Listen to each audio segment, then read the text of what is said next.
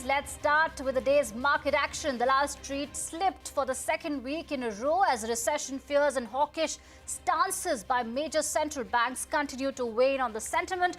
Both sensex and nifty dropped over 1% each over the week, tracking weak global cues. Friday's session contributed to this loss, with sensex and nifty dropping over 0.5% each. Remember, they had fallen nearly 1% each on Thursday. CNBC-TV18's Prashant Nair brings you the market wrap. Over to you. For the second straight session, the market under pressure, and we left off at the low point of the day, almost at the low point of the day, like what we saw on Thursday. Banks were under pressure once again. PSU banks, which had been the darling for the street for weeks on end, they gave up gains aggressively, and that sort of saw through pretty significantly in the bank nifty. Mid-caps, small-caps, broader markets came under pressure. Market breadth as a result was negative. Nifty cuts coming through in names like Asian Paints, Dr. Reddy's. TCS was down sharply. IT index down 1.5% once again. Bajaj Auto, State Bank, Grasim and Apollo Hospitals were some of the cuts. Nothing very large. It's just that there were only 3-4 out of Nifty 50 stocks which were higher. So what was down massively. It's just that very few gainers that we had. Broader losses, broader markets, as I said, -2:1, almost declines outnumbering advances. GMM Fodler came under selling pressure, news flow there. Yes Bank was down after a decent run-up. PNB, IOB, Maharashtra Bank, Union Bank, South Indian Bank, Central Bank, lots of these names which had seen massive run-ups came under pressure. DMart, GICRE were some of the others which lost.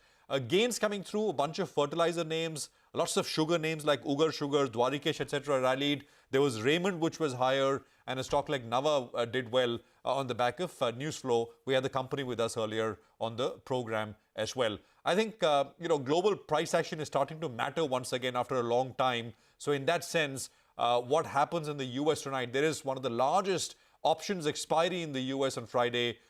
Post that, will things settle down a little bit more as we head into the fag end of this year? I think that's the one to watch out for. Back to you. Moving on, Finance Minister Nirmala Sitharaman has asked India Inc. to brace for nations putting up tariff walls as they gear up to transit into a greener future.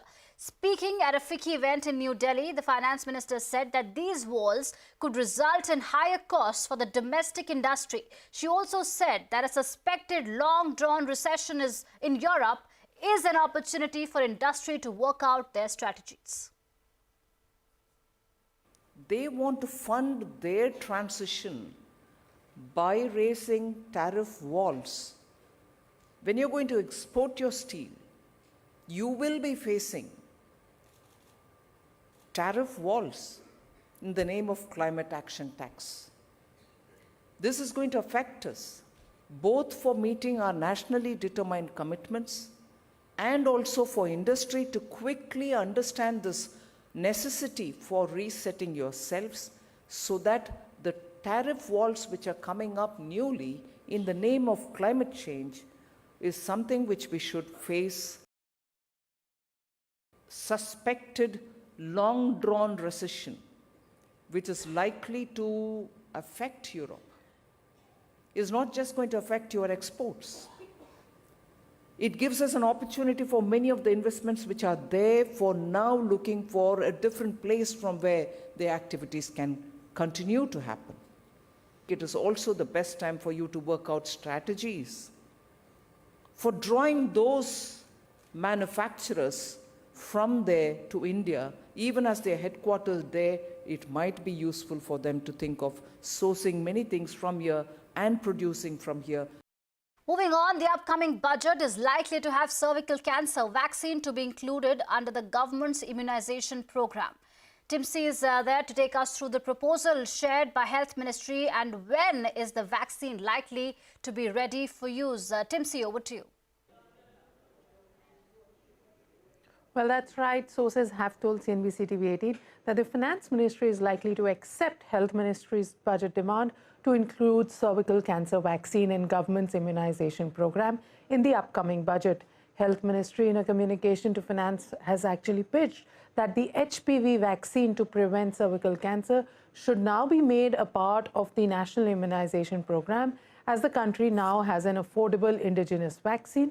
Health Ministry's view is that the indigenous vaccine is safe and can be administered to girls of age between 9 years to 14 years. and once included and budgeted for, government can procure the vaccine at a concessional rate and make it as part of a better health planning for women in the country. Remember, recently drug controller had cleared and approved Cervovac, a preventive cervical cancer quadrivalent vaccine developed by Serum Institute. Cervovac offers protection against 4 strains of HPV, that is HPV 16, 18, 6 and 11. And government expects that Cervovac can be made available from March or April onwards. So let's see whether this demand actually is accepted in the budget or not. All right, Timsy, please stay on with us. Let's also talk about another important piece of news which is related to Maiden Pharma.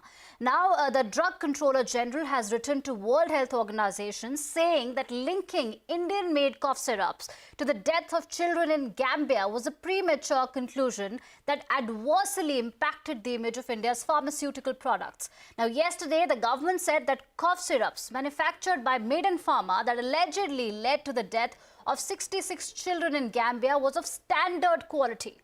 Timsy, could you please take us through the highlights of this letter, because this is very important. It comes in the wake of those deaths in Gambia. Well, on 13 December, Drug Controller V.G. Somani has written to WHO stating that the statement issued by WHO way back in October was unfortunately amplified by global media. In a 3-page letter, Somani has shared that Indian government has got independent tests done for the 4 cough syrups which were under question by WHO for alleged deaths in Gambia.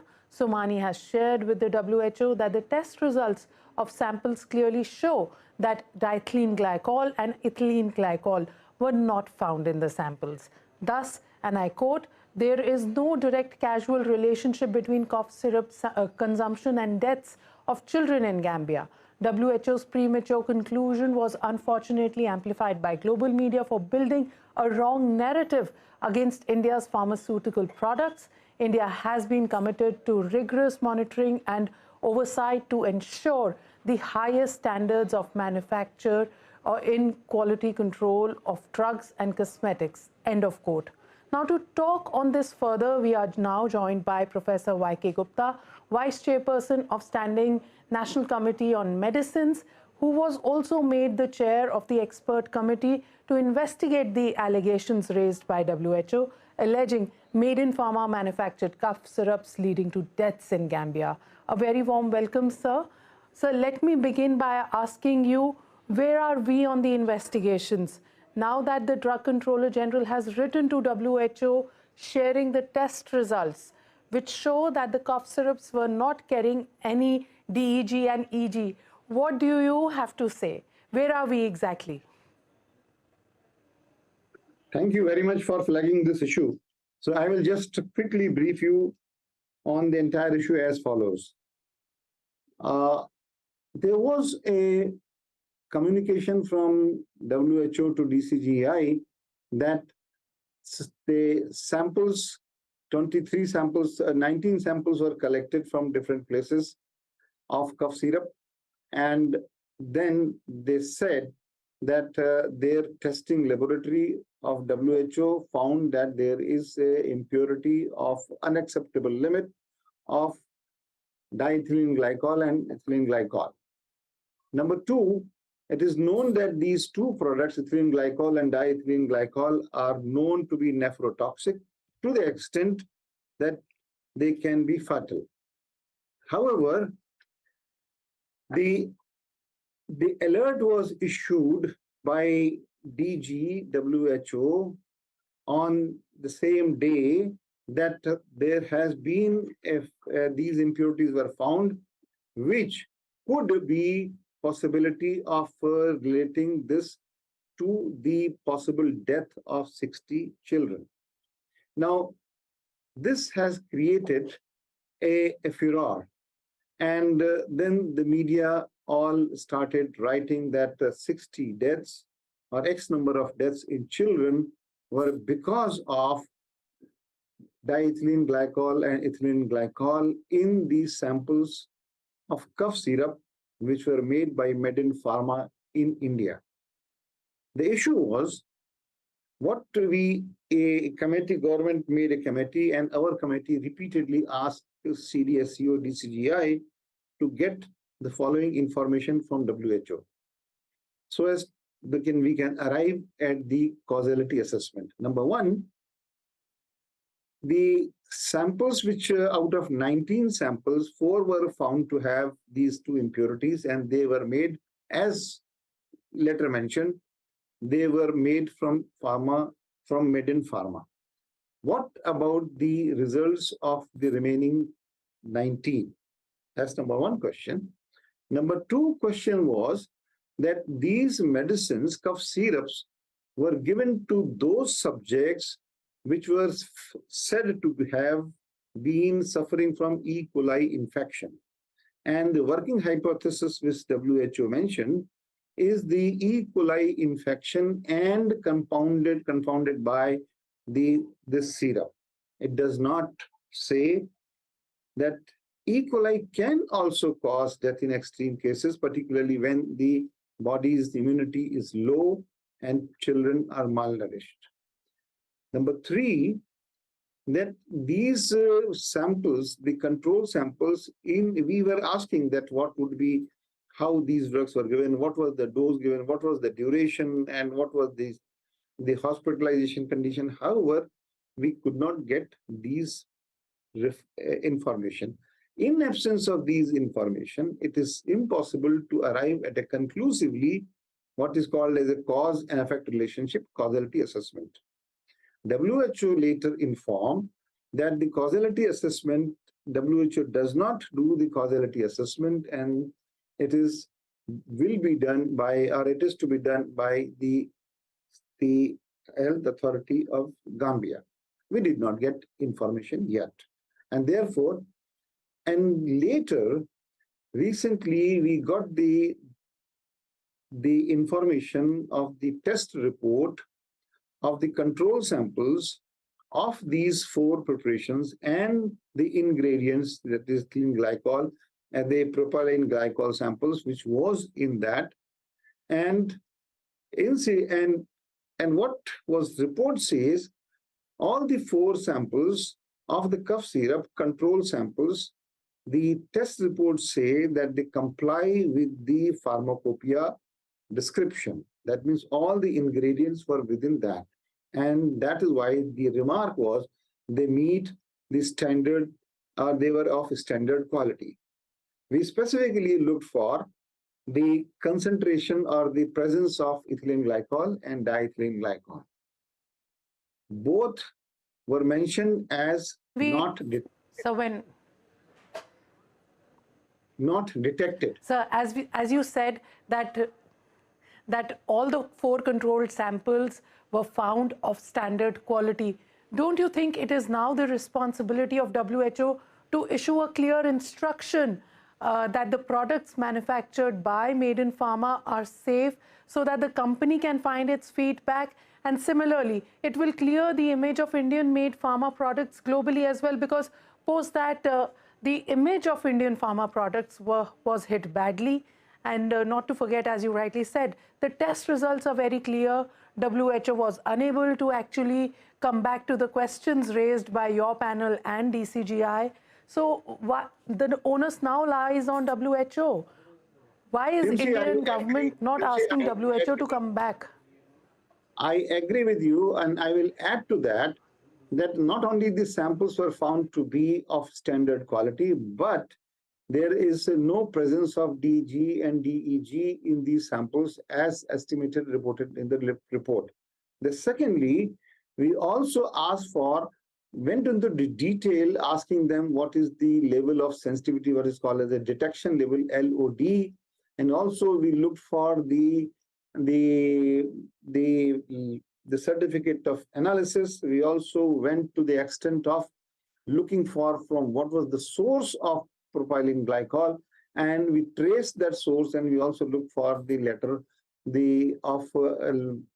of analysis. So now, to conclude that, it is very difficult to say that this is not present in this. Now, we asked from WHO also, from through the CDSCO, that why not to get those samples which were shown to have presence, and then it can be redone. Now, and therefore, it is a mystery. I would not say what to be done, but it is the mystery that what was reported, was that correct? So, but the analysis report of these 4 samples and the ingredients, propylene glycol, there does not seem to be the causative factor of this. There are several other issues that we need to get it before we do the causality assessment. And that is something which is very important. So, And yes, please. So what is the conclusion that you have given in your expert committee's view, sir? My last question, because you are also supposed to close the committee's terms of reference with a concluding report. Has finalized the report, I would say, except some more information which is required. We are still waiting for information of a clinical information scenario so as to do the causality assessment. As far as the absence of these toxic adulterant or toxic substances presence, the report from the government laboratory in India does not indicate, and therefore conclusively that this could not be the cause of death. Cough syrup intake cannot be the cause of death in these cases. However, we have recommending that we need to strengthen the system for different reasons. That is, and also I would just say here, we also like to mention that the company, the industry, Maiden Industry, was immediately stopped, was asked to stop the production. But that was mainly, purely for violation of GMP norms. There are several GMP norms, and also as an abundant precaution, they were stopped. All right. Thank you, Dr. Y.K. Gupta, for weighing in on this important piece of news. And thank you, Timsy, for sharing with us the details of this letter. Moving on, India's popular tourist state Goa has received its first ever Greenfield International Airport. Prime Minister Modi had inaugurated the first phase of this new terminal that is bigger, livelier and more advanced. CNBC-TV18's Madiha Mujawar gets us a sneak peek from inside the new airport.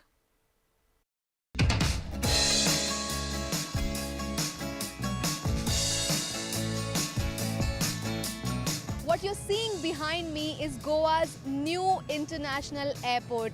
This is the second airport in this tiny state, the first one being the Dabolim Airport. This terminal is located in Mopa, which is in North Goa, and is about 35 kilometers from the capital city, Panjim. The new airport offers many more facilities to passengers which are not available at the old airport.